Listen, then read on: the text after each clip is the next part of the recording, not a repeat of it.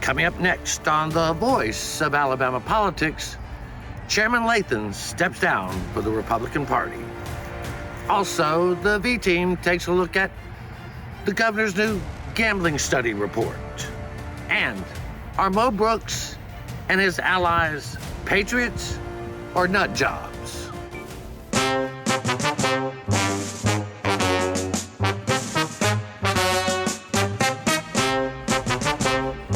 Maybe just a little screw loose?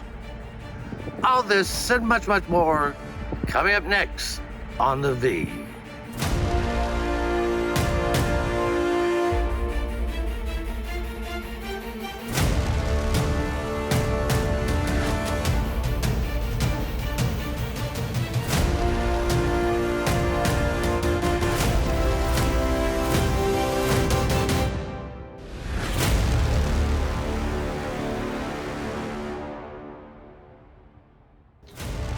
Welcome to The Voice of Alabama Politics, where we tackle the tough issues so you have the hard facts.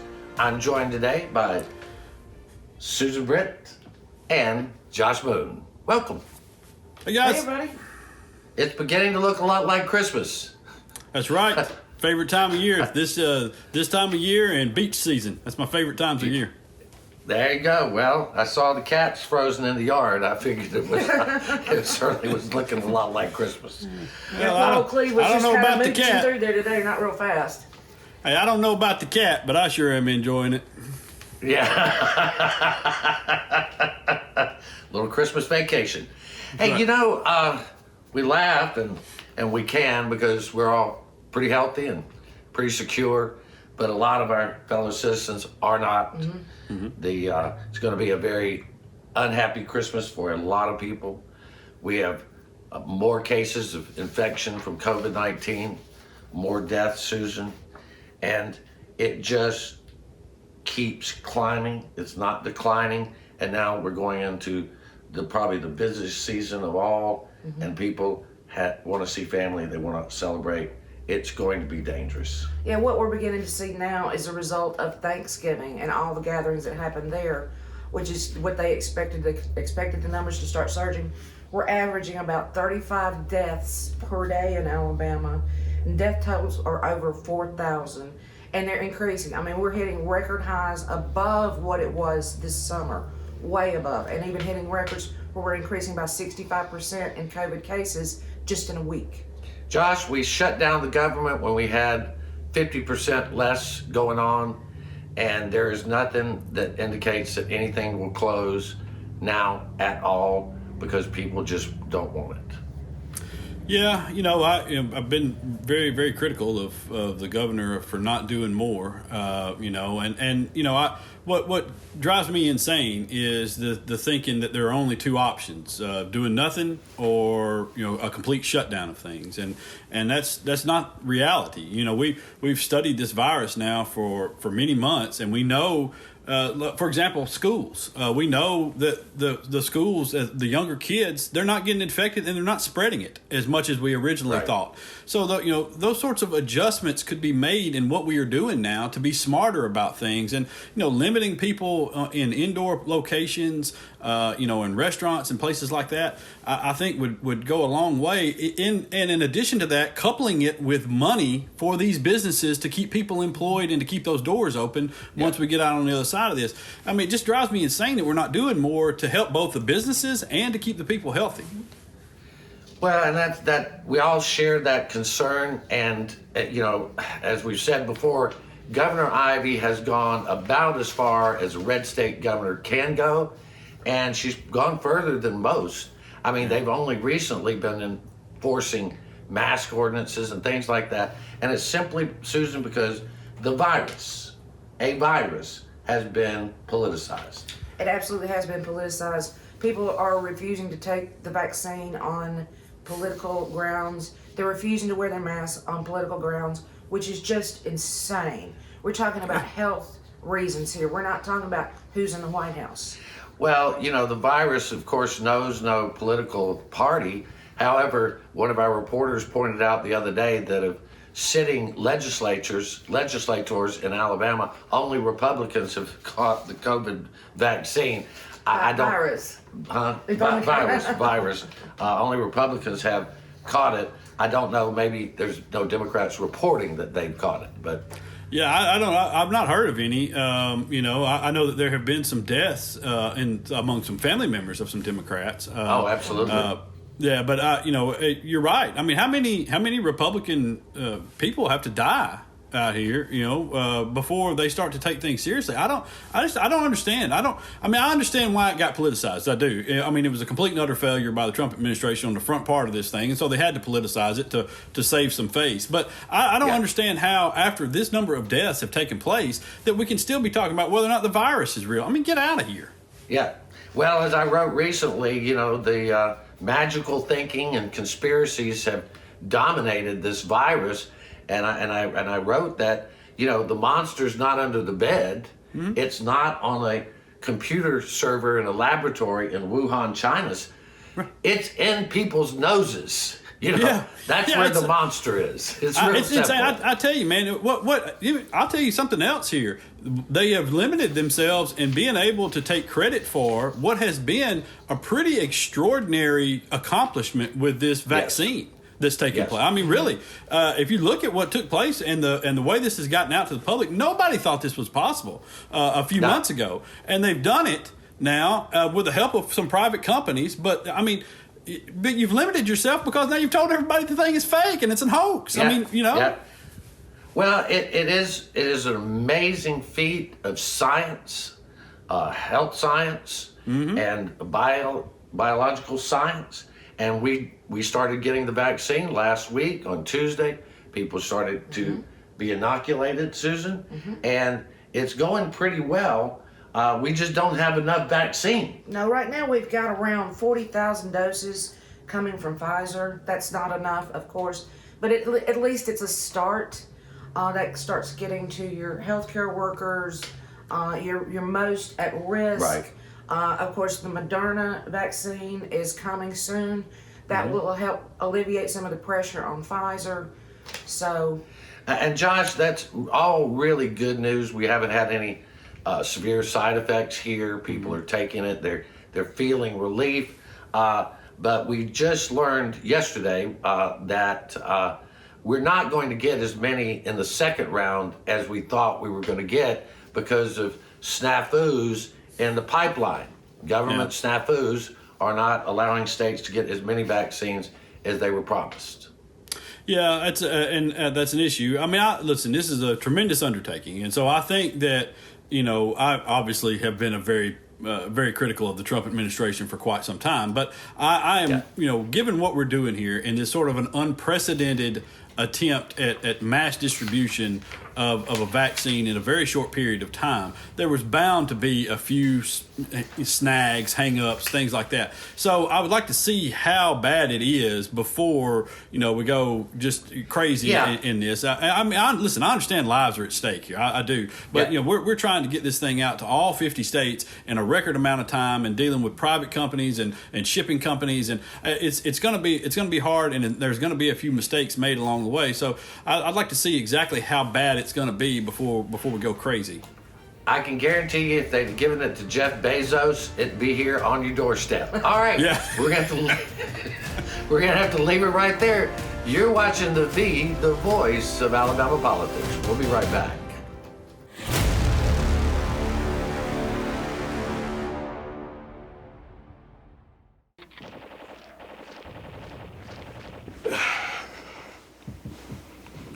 Hey man, what are you doing today?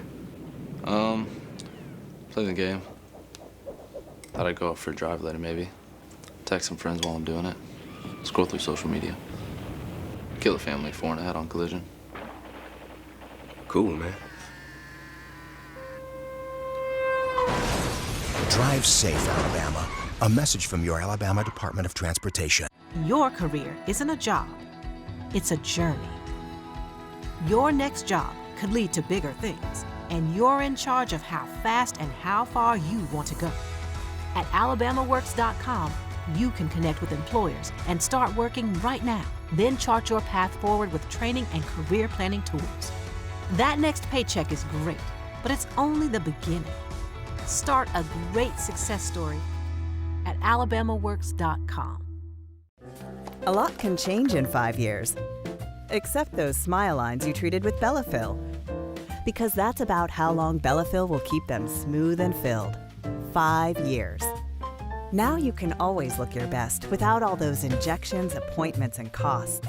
Bellafill is the only dermal filler that stimulates and maintains collagen growth long term. Now time is on your side.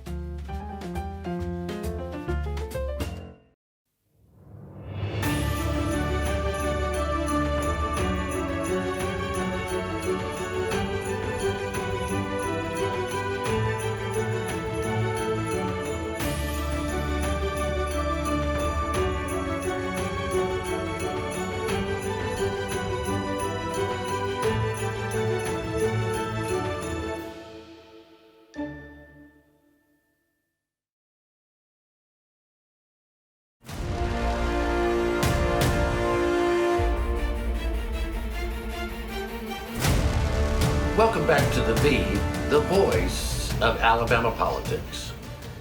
Josh, I doubt, and I say this with all the sincerity in the world, that there are few people and no journalists that know the gambling issue in Alabama better than you do. You have written on it so many times and outlined it in so many ways. When I saw the gambling report that came out from Governor Ivey's gambling study group, I thought, well, Josh Moon could have authored this report because you have written so much of this over the years. What's your initial thoughts? Well, first thing, thank you, and I don't know this by choice. It was mostly by me just kind of falling into it. But really, there's nothing in there for that's a mystery, or there's nothing in there that was solved by this. I appreciate the work that they put in. It was a lot of work to go out and talk to all these people, compile it all, put it all into one location. That'll be helpful going forward. But none of it is really a surprise, and we're left in essentially the same position with the same options that we were before. And I don't know that we necessarily gained any real knowledge from things. If you have been paying attention to this gambling fight for several years, we're basically at the same spot. Gambling is here in this state. We receive very little tax revenue from any of it, and we need to figure out a way to do something about it because we're losing billions of dollars by not. But I think, and I appreciate what Mayor Strange and the whole group did, and that Governor Ivey commissioned this. Reason is because, Susan, if you look at our governors, Bob Riley tried to destroy gaming to allegedly help the Choctaw Indians. Among other reasons. Governor Numpty Bentley, he was too dumb to get anything done. So you get Governor Ivey in here, at least she's going to try to get something done like she has on so many other issues. Put the baby to bed, let's make money off of it and move on. Right. What they come back with is essentially, leave it the way it is, which the state makes no money. Make it totally illegal, which they're not going to do. Open it wide open, which they're not going to do. But then option 4 looks pretty good. That's, leave the bingo things in place. Let's do some VTLs. Let's, have some pari-mutuel betting and maybe some sports book. What do you think? Well, look, it's... Let me tell you what's going to happen. All right? What's going to happen is whatever the people who own Victory Land and Green Track and the Porch Creek Indians come to the table and decide it's going to happen. All right? That's what's going to happen. That's what's always going to happen. Was going to happen, and that's what's going to happen going forward from this. It's if those entities can get together, and I think they're close to doing that. I think they're close to doing that deal. There's been a renewed effort to kind of get on the same page and put something together for the good of their businesses and for the good of the state. There are no bad guys involved in this thing here. I think everybody's trying to look out for their own interests, certainly, but I think that we're going forward. that's what's going to happen. It's that simple. It just doesn't change anything. I mean, maybe the report makes it more palatable for lawmakers to get behind, but at the end of the day, this is what we're going to do. Well, I think the thing for me that I find that's good is that they are talking, and that this will give Governor Ivey comfort, because when she gets behind things, things happen. And I think that's what this was for. I think it was to give her a level of comfort in doing what needed to be done. And if that's the case, I think it's a good thing. Yeah, and I'll say this too. There's one thing that's included in that, and that's a public survey that they did. And that public survey revealed that pretty much gambling is favorable to the majority of people, no matter what you propose. I mean, 51% wanted all-out sports wagering, including all-out casinos and everything else. So, I mean, when you're talking about those sorts of numbers, it's really not a losing situation if you're a politician here now. You have the money on the table. You have the support for the people. Do the damn thing. Yeah. All right, well, I want to get to something that is popular probably here in Alabama, but not around the country, and we're starting to look like some third world Guatemalan hellhole, is that Congressman Mo Brooks from Alabama has come up with a scheme where he's going to try to overturn the election of Joe Biden and Kamala Harris in favor of President Trump, President Pence, even though the Electoral College has been certified. I mean, the states have been certified. The Electoral College has met. The only step left is for the Congress to certify these votes. But Josh, nationally, he is a laughing stock. Here at home, a lot of people are behind him. But to me, this is not patriotic. To me, it is unpatriotic to try to overturn the will of the people. Yeah, well, it's kind of a loser mentality. I mean, if you can't take the losses, then don't play the game, and that's what we're talking about here. We're basically talking about a bunch of sore losers. There's no evidence of any fraud. There's no evidence that something was done wrong. They've adjudicated all of these allegations many times in court, and so here's Mo Brooks, who just can't take losing, and is basically a moron. And so you combine not being able to take losing with being a moron, and this is what you get. Susan, there are reports that Tommy Tuberville, the senator-elect from Alabama, is wanting to be a senator who would support this move to usurp the election, and that he thinks it's a good idea. Now, none of this it's quixotic. It's quixotic and it's lunacy, but they want to take these outrageous stands. They do, and Tuberville he made an allusion to that in a speech this week. I mean, come on, guys. We see through you. You're playing to the base, all right? We get it. You're simply playing to the base in Alabama, but you're making Alabama look like a bunch of idiots. Well, I'm going to say something that, is going to go over the head of not most of these lunatics. But Cicero said, if you don't know who Cicero was, he wasn't a serial huckster. But Cicero said, if you have to have a republic, you have to have laws. If you don't have laws, you don't have a republic. One Republican said to me, well, you can't prove that there wasn't fraud. Well, I said, we don't have to prove there wasn't fraud. You have to prove there was fraud. That's the way the law works. But it's insanity. Georgia recounted 3 times. Yeah.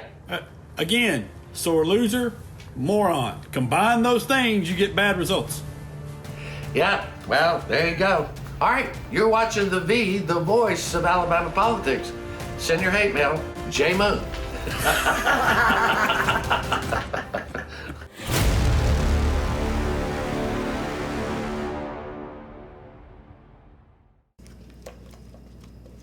What are you doing today, babe?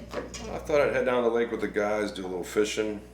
Of course, none of us will be wearing our seatbelts. I'll lose control of the truck, wrap it around a tree, and kill us all.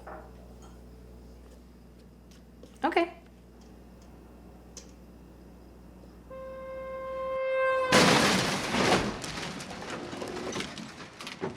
Drive safe, Alabama. A message from your Alabama Department of Transportation. $20. It won't buy much in the way of Christmas cheer. Yet it means plenty of hope for the homeless. Your $20 feeds 10 at the Jimmy Hale Mission. The more you give, the more we feed. Help us nurture those with nothing else and show them the true spirit of the season. To give, please call 323-5878 or visit jimmyhalemission.com today. Although it's been said many times, many ways, Merry Christmas to you.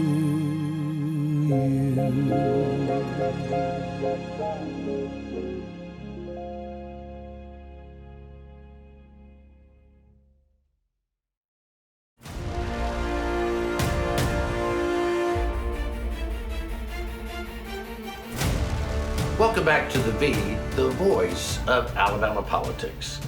Susan, this week, the chair of the Alabama Republican Party, Terri Lathan, announced that she is retiring. She said she will still be involved in the party, but not in the capacity as chair. I think the Republicans were lucky to have her.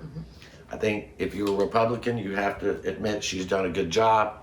She's won elections. She's grown the party. They have a significant war chest. She is stepping down. She is stepping down. Terry's been there a long time, a really long time. And she's gone out on a high note. She delivered Alabama for Trump. She got Tuberville elected.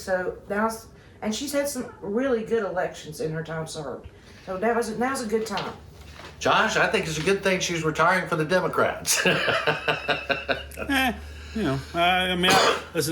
Honestly, it's at this point, it's a machine that's kind of rolling along there. It's kind of like, when you had the Bulls teams of the '90s. Pretty much anybody could have coached Michael Jordan and those guys. You know what I mean? And so, listen, I'll miss Terri Lathan's crazy rants on Twitter and Facebook, but I'm sure she'll still be around. Oh yeah. Well, we wish her all the best, and we're thankful for her work here in the state. One of the things that we received a survey this week from NFIB, promotes small business. Their survey says that basically 1 in 4 businesses, Josh, will close unless there is more help from the federal government. It looks like we're heading in the right direction on that, but who knows? Businesses are in trouble here in Alabama and across the nation. Yeah, it would have been nice if there had been more help long before now. If only there had been an entity out there that was willing to put forth a bill that had maybe been sitting on the Republican leader's desk for the last 5 months. I don't know. But, listen, everybody needs help. I mean, the people need help. Workers need help. Healthcare workers, the states and local governments need help. Small businesses need help and a re-up of those loans. I don't understand what has been taking place and why they've been dragging their feet on this. But we're hopefully inching closer to it, and we'll see what happens. Yeah. I mean, it's important that we get these loans out there, Susan. One of the things that Governor Ivey last month put out another $200 million for grants for businesses that were affected by COVID-19. That more than people have applied for those grants, more than there is the $200 million. And so it's really becoming a very desperate situation for people to keep their businesses going. Yes, it is. I mean, I can understand it as a small business owner. We understand exactly what people are going through. We're very lucky. We're not affected by the mask ordinance where you can't go in restaurants or in small boutiques and stuff. And I just can't imagine how much those folks are suffering. I mean, our reporters go out. They're very, very cognizant to keep themselves safe and the people around them safe. We've had to close our studio because there's no way to social distance in a studio. But we've been fortunate enough that no one on our staff has lost their job or been furloughed or anything like that. Right. Everybody can't say that. Wait a minute, I thought y'all told me I was furloughed. Oh yeah, well, you did. Well, I Can be didn't. arranged. I didn't get the memo, but you know No, the I'm thing kidding. No, is, you're right. As I've told people a lot of times, we're very, very lucky here, and I'm very lucky to be working with y'all, and it's a shame. Listen, you know, I mean, my family ran a small business for years. That's what we did, and you know what you put into that. If you've ever done it, you know how much effort and time and heart kind of goes into that sort of thing, and how crushing it can be to lose it or to think you're going to lose it. And so when people are asking for this money, there's a mindset that people are asking for handouts or something like that, and it's not the case. They're asking to survive. Yeah, nobody's looking for a handout. They're looking for a leg up, as we And say. you got to remember, most of the businesses in Alabama are small businesses. Yeah. I mean, so that's a big crush to our economy if they start closing. And the thing is, like most of us try to shop local, but if you don't have that, you can't operate. You can't spend money. Other people lose their job. It's not just it is a trickle down effect for everybody. And that's the only thing that like trickles down is misery. The economy, if you lift it from the bottom, you can lift it up and it'll trickle up. But you've got to get money into the hands of people and into the hands of these businesses in a hurry. That's right. And that is one of the things that I have, and Alabama Power takes a lot of grief for various different things. Every good environmental story needs a boogeyman, and so they usually try to make Alabama Power that. But I know that recently they participated in a grant program that supports Hispanic communities and Hispanic economic empowerment. And I thought, Susan, this is the kind of corporate community involvement that we need to see more of from these large companies who can make these things available, because people of color have been hit disproportionately by this disease. Right. And so giving them an opportunity to train people, to make this is a really good thing, right? It is a good thing, and if other of the big six, big seven would help participate and maybe come together as a coalition in these times and put forth these grants to help folks, I think it would really be a grand thing for Alabama. Yeah. I mean, corporate welfare is one thing I'm against, but corporate philanthropy I'm all for.